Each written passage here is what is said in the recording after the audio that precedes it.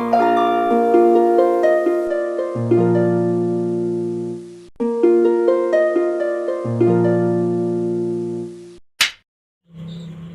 assalamualaikum warahmatullahi wabarakatuh.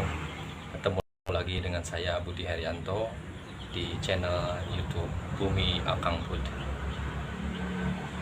Semoga rekan-rekan sekalian, teman-teman yang sedang menyaksikan video saya ini ada dalam keadaan sehat walafiat, tidak kurang suatu apapun.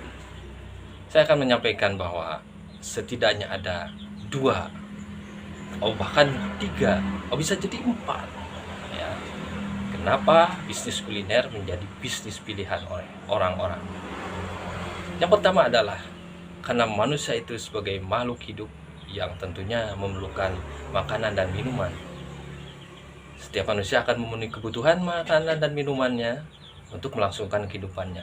Nah, ketika seseorang memerlukan makanan dan minuman, tentu di situ peluang untuk mendapatkan makanan atau memberikan pemenuhan kebutuhan tersebut terbuka lebar ya, melayani, memberikan kepada orang-orang tawaran ya.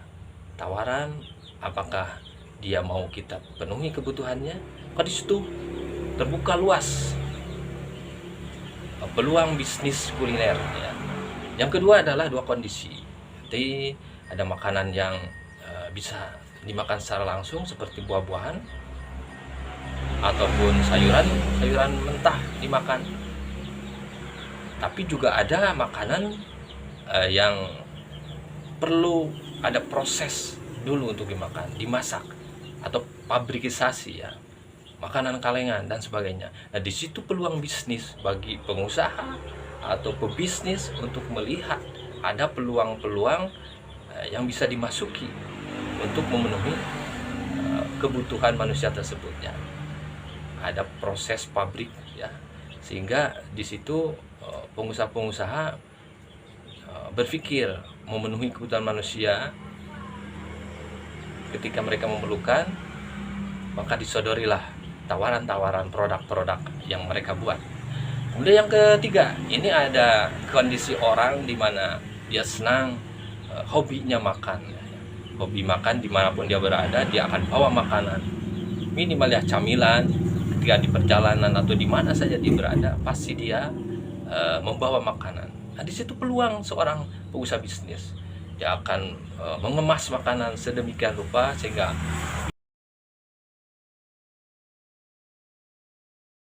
bisa didapatkan di mana saja, di tempat-tempat toko-toko tertentu, minimarket, supermarket, warung kecil, kelontong dan sebagainya.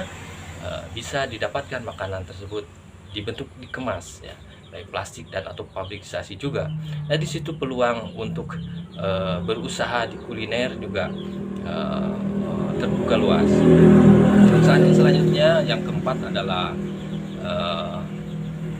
ketika gaya hidup manusia mempunyai gaya hidup yang modern ya, ingin mendapatkan tempat makan yang enak, kemudian makan yang bernilai tinggi, berkualitas, dan juga punya kelas tersendiri. Dan di situ orang-orang yang telah mencapai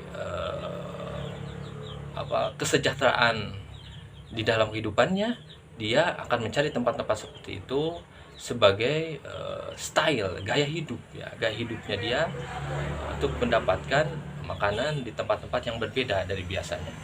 Nah, itu peluang bagi pengusaha untuk menciptakan atau memenuhi kebutuhan orang-orang yang memiliki gaya hidup yang saya tadi sebutkan ya. Jadi ada gaya hidup yang stylenya berbeda gitu. Nah, tempat-tempatnya pun seperti restoran, makanan-makanan yang disajikannya akan lain, tidak seperti di tempat-tempat yang biasa. Nah, itu gaya hidup untuk beberapa orang atau sekelompok orang yang memiliki kesejahteraan yang berbeda. Nah, kemudian itulah minimalnya ada 4 nih yang saya sebutkan tadi ketika orang memilih bisnis kuliner menjadi pilihannya. Kemudian saya dalam video ini akan menyampaikan juga lanjutan video yang terdahulu. Jadi ketika kita memilih jenis makanan utamanya di dalam kuliner, makanan yang telah kita kuasai untuk bisa memproduksinya. Nah, tinggal mencari cara pemasarannya di mana atau caranya seperti apa. Ya, misalnya sekarang ada cara-cara secara online. Ya. Kita tidak perlu punya toko warung atau tidak punya restoran, bahkan dapur rumah sekalipun bisa untuk dipakai berbisnis. Tinggal disambungkan dengan perangkat-perangkat